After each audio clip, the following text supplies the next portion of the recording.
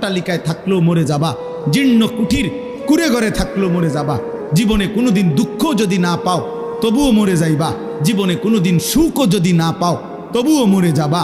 কোনোদিন যদি না হাসো তাইলেও মৃত্যু হবে, কোনোদিন যদি না কাঁদো তাইলেও মৃত্যু হবে। 7টা মহাদেশের মালিক হলেও মরে যাবে, কোনো কিছুর মালিক না হলেও মরে যাবে।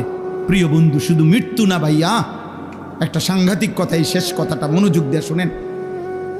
সাকরাতুল মাউত, মৃত্যু যন্ত্রণা, প্রত্যেক মানুষের মৃত্যুর যন্ত্রণা হবে, এটা আল্লাহর ফয়সালা।